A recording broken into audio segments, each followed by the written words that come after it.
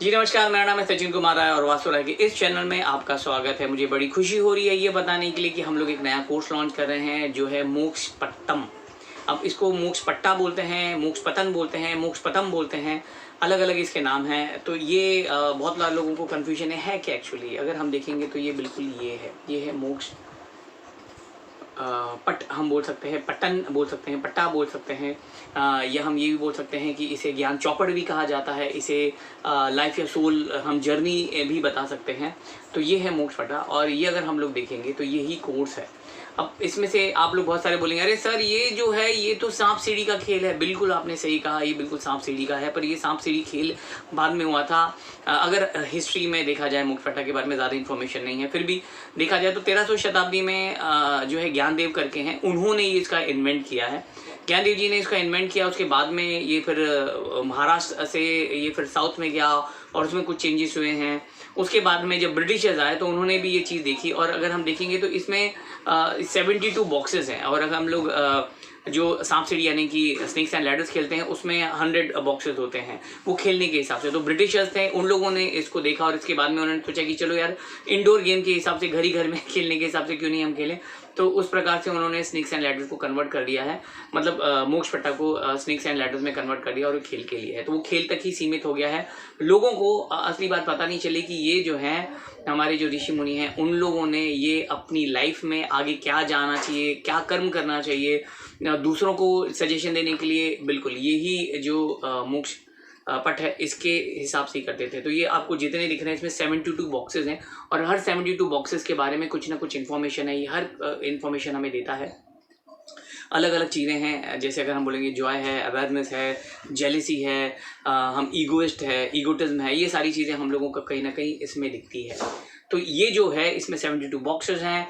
उसके बाद में ये डाइस है। ये डाइस से हम लोग ऑब्वियसली आपको मालूम है कि डाइस से हम लोग जो है स्नेक्स एंड लैडर्स खेलते हैं, उसी प्रकार हमें देखना पड़ता है। अब आप बोलेंगे कि चलो ठीक है ये क्या काम आता है। ये बहुत काम आता है।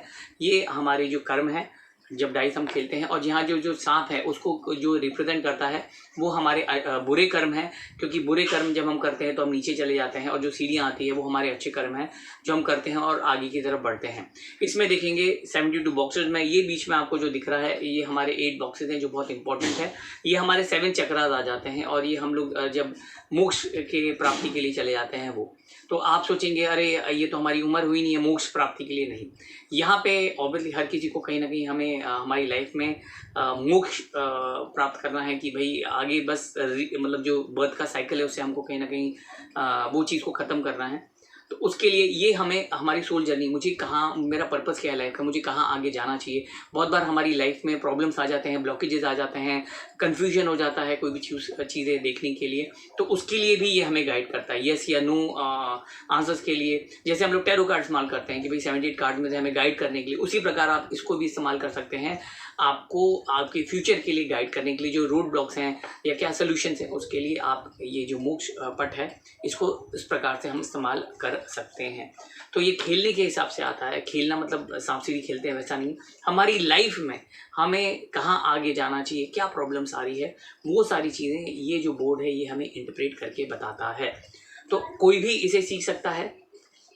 सीखने के बाद में प्रैक्टिस बहुत ज़रूरी है। मैं हर कोर्स के लिए बोलता हूँ अगर आप प्रैक्टिस करेंगे तभी आपको ये सारी चीज़ें आएगी।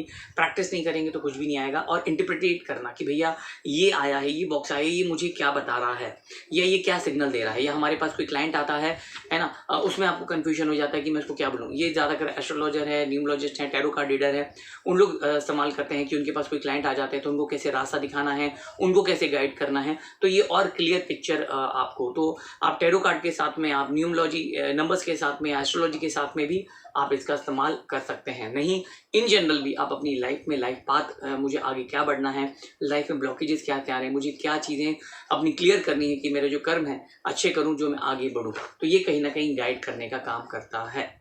और ये जो कोर्स है बहुत सिंपल तरीके से हम लोगों ने इसको डिज़ाइन किया है, बहुत सिंपल तरीके से हमने बताया। बहुत अवेटिंग कोर्स है, बहुत समय से इसके ऊपर काम चल रहा था।